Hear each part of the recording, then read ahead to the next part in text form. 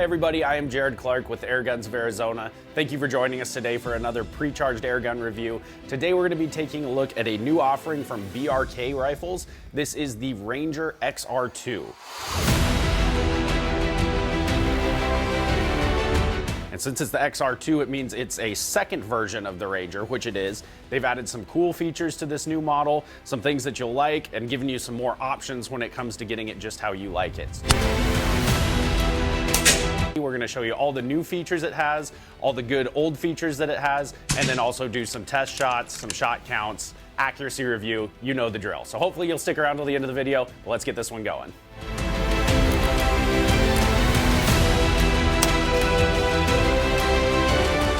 This is a very robustly built, accurate, high-end pre-charged rifle that gives you a lot of adjustability so you can really tune it to where you like. You can adjust the power with two different spots. You have multiple spots that you can adjust the chassis and the stock to make it where it fits you better. So it's a very tunable gun. So rugged, tunability, and then with all BRK guns, accuracy. These use Lothar Walther barrels that are very high accuracy. They're great for hunting. They're great for pest elimination. They're great for plinking. That you could use it as a target bench rest gun.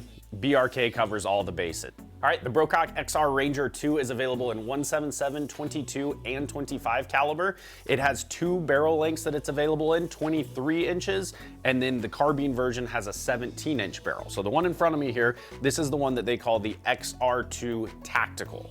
So what makes it the Tactical is this chassis style buttstock.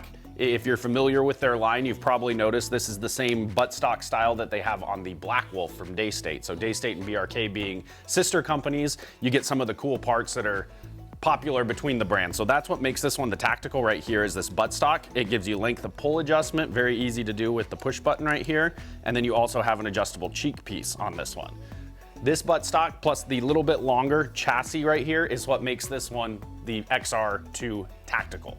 The Ranger XR2 is available in a 23-inch barrel configuration like you see here in front of me. It's also available in the compact version that has a 12-inch barrel. This is the Ranger XR2 Compact. As you can see with the 12-inch barrel, it is a substantially shorter gun. So I would say bench gun, field gun. So if you're a bench shooter, maybe something like this would work better. If you're carrying it around with you, this one's gonna be a lot more compact and easy to use in the field. You have an adjustable buffer tube style stock on this one instead of the tactical stock. And then you also have the option to have it folded if you need it to be even more compact. So you can do some customization here as well. Any kind of AR style buffer tube, you can put your own buttstock on there. And then the other versions, this is the XR2 Lite. So the big difference here, you can see there's two things that are different between the Tactical. The buttstock, this one uses a buffer tube with an adjustable style buttstock there. And then also the chassis. The length of the chassis on the Lite is a little bit shorter than the length of the Tactical here. So this one is obviously a little bit more friendly when it comes to pricing because you're not getting all the upgrades that you do, but it's still the same engine, same barrel, same air cylinder. So shot count, power numbers, all of that will be the same. There's just some small furniture differences. And then you also have an 11.5mm dovetail rail here instead of the Picatinny. Last but not least, this is the Ranger XR2 Recon. So it has, as you can see, the same length chassis as the Tactical, the same length cylinder. It has the Picatinny rails up top.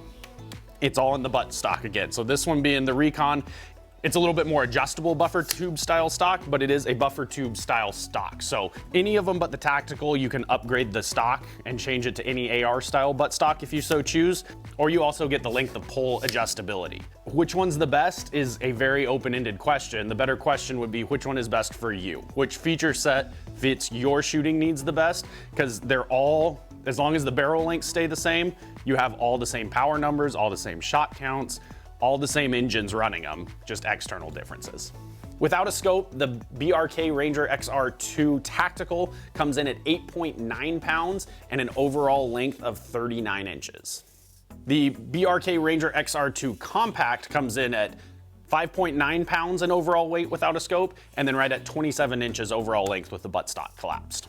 And then the beauty of all of these is they are all interchangeable. So if you wanted to start with the Tactical and switch to a buttstock with an adjustable buffer tube, definitely a possibility. All of the parts are compatible with each other model. We've given you a large view of the BRK Ranger XR2. Let's focus in on this one in front of me. We'll highlight the feature set and we'll show you everything that this cool little offering from BRK has to offer. Okay, so starting at the back, this is the tactical version like we've said already, and this uses a chassis style buttstock.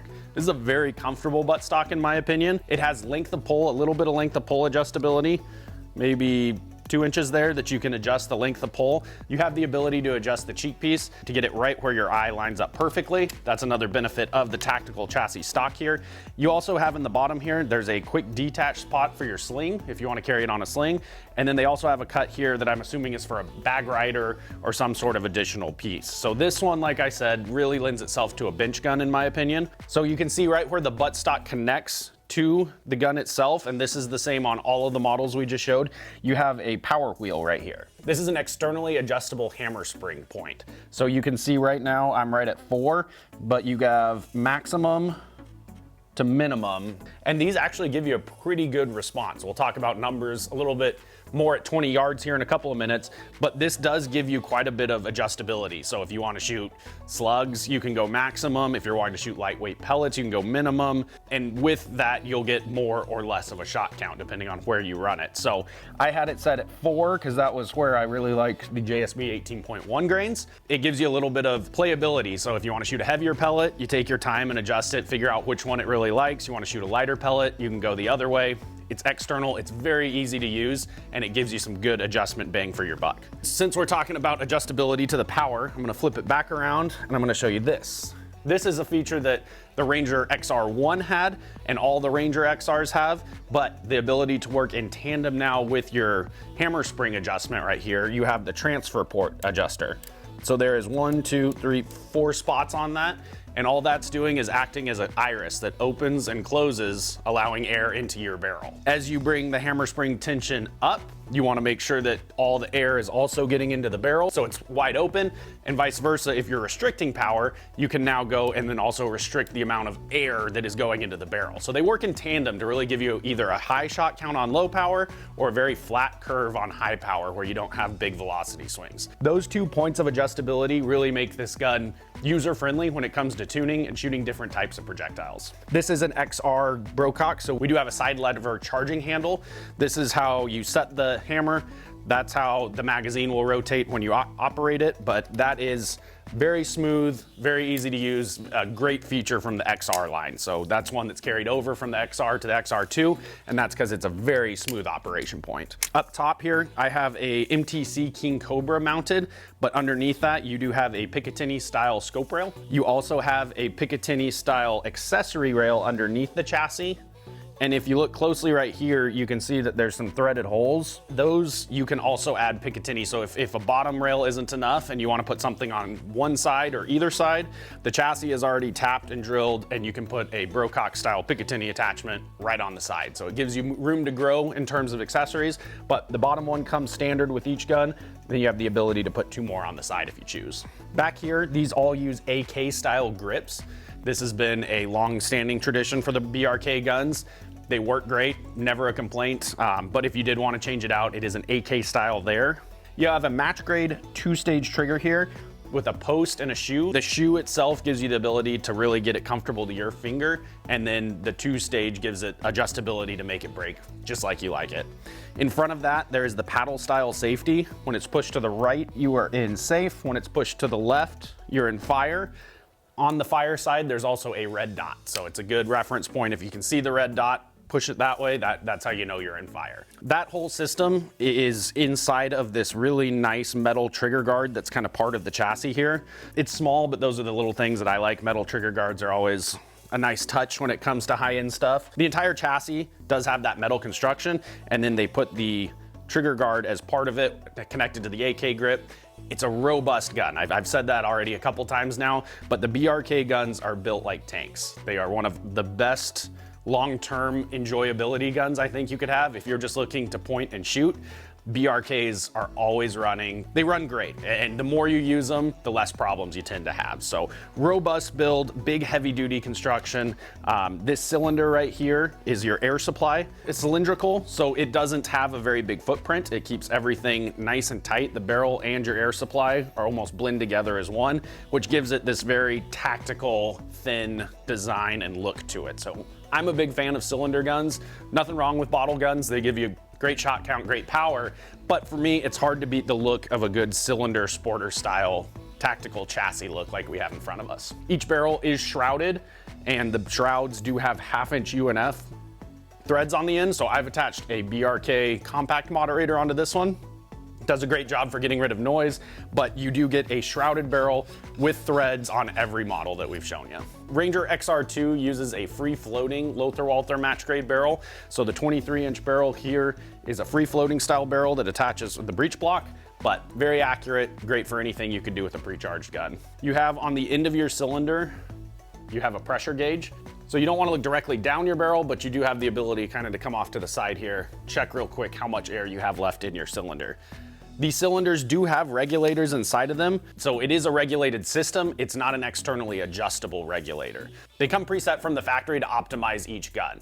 So if you want to, you can take the cylinder out and remove the reg and then adjust it accordingly, but it's not really made to be an adjustable regulator. With the hammer spring and the port size, you can really do pretty much everything you would want to do with it anyway. So these are regulated, all of them, but it's not externally adjustable regulated. You're gonna be fixed regulator, adjustable hammer spring, and adjustable port size to your barrel. The BRK series, most of their guns have this little viewing window right here, and this is just an indicator to let you know if the gun is cocked or not. So if you can't see the set screw in there, it means that the gun is not cocked. If I charge it real quick, you'll see that that set screw appears. That lets me know that the hammer is set and the gun is ready to fire. So great for in the field use if you're not sure whether you have one in the barrel and you don't want to double load. Quick viewing window right there will tell you whether or not that's the case. All of these XR2s come with single shot trays if you want to run it in single shot mode, or they also have a multi-shot magazine dependent on the caliber. In 22 it's 11 shot, in 25 it's 10 shot, and in 177 it's a 13 shot mag. And those are self-indexing. As soon as you operate the charging handle on the side, it'll go to the next one, and that makes it where it's multi-shot with a bolt action. The Ranger XR2, just like every other BRK rifle, does come with a 3-year manufacturer's warranty, so you're covered for the first 3 years of the rifle. If you have any problems, like I said, I'll put my stamp of approval on this one being one of the most durable manufacturers that we have. So if there is a case, that's a big if, you have 3 years that you're covered. So it's kind of out of sight, out of mind with the BRK in my opinion. It'll just be a gun that you'll use, you'll shoot, and you'll really enjoy it. Okay, I think that covers the feature set of the XR2. What we're gonna do now is take it to 20 yards. We're gonna figure out shot count. We're gonna do a little bit of accuracy probably there, and then we're gonna go out to 50 and see what kind of group we can get at 50 yards. Hope you guys stick around till the end of the video. I'll meet you back at 20.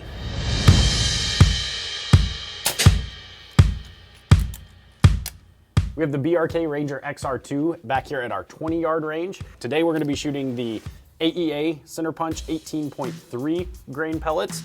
These have been doing really good, just north of 900 for me. We're gonna show you how to load the 11-shot XR2 magazine. All the BRK mags are the same, so if you have any other guns, it is the same operation. You have a hinge there, you pull down from the top, that magnet holds onto that, so it does hold it a little bit, but just give that a good pull. I rotate it clockwise until it won't go anymore. Pinch it with your fingers so it holds, and you wanna load the last one first right there. So now it's held in place. All we have to do now is put a pellet in every available hole for a pellet as we go around this drum. And it does hold 11 shots in 22. It's a 13 shot in 177 and a 10 shot in 25. What I like about these is it's a lot of access. You don't have to squeeze a small pellet into a small entrance. You have a lot of access here with this door opening. So now that they're all full, clicks back like that. We slide it into the breech from right to left, and you'll also get another satisfying click when it's home. Simple as that.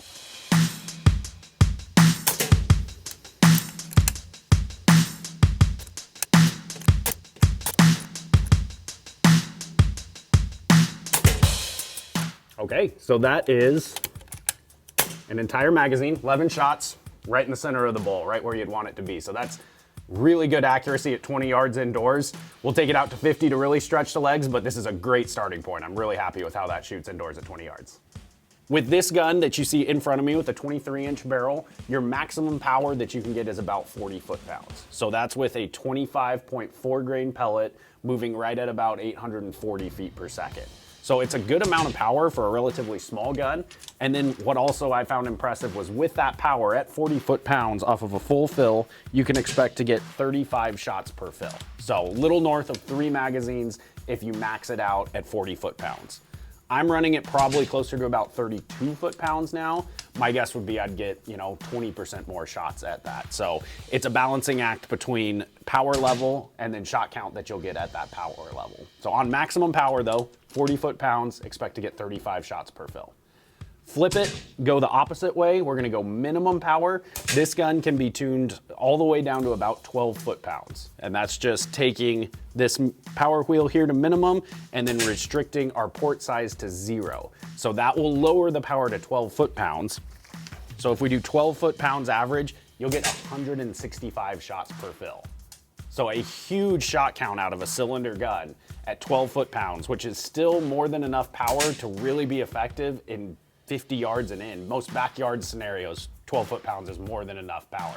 So I thought that was really cool to be able to get such a high shot count at 12 foot-pounds. It's relatively low, but the accuracy is also really good with it. When I was running these numbers, I had a 165 shot group that wasn't much bigger than about a quarter. So it's still repeatable, it's still fun. It actually challenges you a little bit more as a shooter when it's moving that slow, in my opinion. So it gives you something you can practice in the basement, something you could take out to 50 yards and shoot groups with, something that you could hunt with out to 100 yards realistically. So the concept light as it sits right here with the 23-inch barrel has great power potential, has great shot count potential, and has the ability to adjust a wide range in between. So those are the power numbers for the 23-inch barrel. I also ran power numbers for you on the carbine, the 12-inch barrel, and on max power, you can expect to get about 21 to 22 foot-pounds out of that. So if you cut the barrel length in half, I think it's fair to assume that you lose about half your energy. So 21 to 22 foot-pounds, and at that, you still get about 35 shots per fill. So if you're on max power, reduced barrel, reduced power, but the shot count pretty much stays the same at max power. You still get about 35 shots per fill. If you go all the way down in power on the carbine, you drop significantly in power. It drops down to about 4 to 5 foot-pounds, hovering right around 4.5 foot-pounds. So that is a, let's see, that's a 25 grain pellet going 288 feet per second. So it's not the most impressive power numbers, but again, it is fun to play with them on low power where you can see the pellet arc through your scope. There's just something fun about it, it's different. But at that, I got 222 shots per fill. And remember, that is on the short cylinder with the short barrel, still got 222 shots. So I think indoor use, backyard use, you're still slinging a chunk of lead and it's accurate and you're having fun hitting targets. And even with that really short compact carbine, you can get 222 shots. So the Ranger XR2 has a wide variety of tunability between the two power adjustment points, and then it also gets a surprising number of shots regardless of where you set it. So however you set yours up, the Ranger XR2 will surprise you in terms of power and shot count, in my opinion.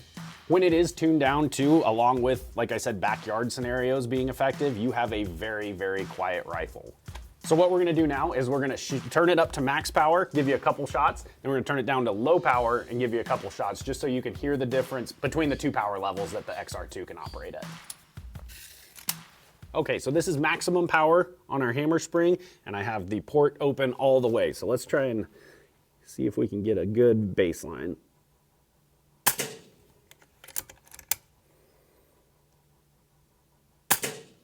It's a little snappier, but it's still really quiet. I would say it's still more than backyard friendly in most scenarios. Let's get one more for good measure here. But it's nice and snappy on high power. You can tell there's a little bit of extra velocity behind it. Okay, so now then let's turn it down to minimum. Let's put the air restriction. Okay, and now this is on the lowest power setting that this gun can operate at.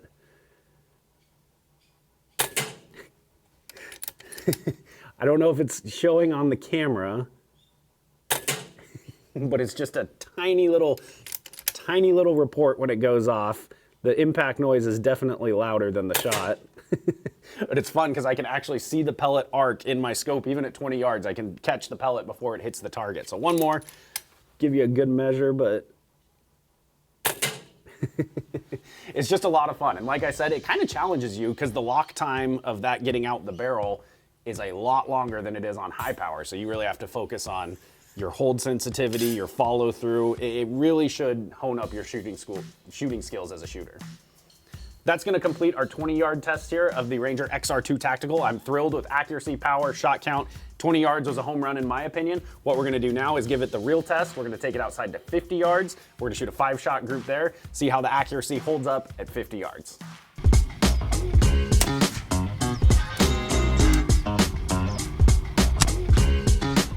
We have the Ranger XR2 outside at our 50-yard range. This is our normal 5-shot group size that we're gonna be doing today. So we're gonna be loading the 18.1 grain AEA center punch pellets out of the magazine, and we're gonna see what size group we can hold together downrange at 50 yards. So let's start shooting.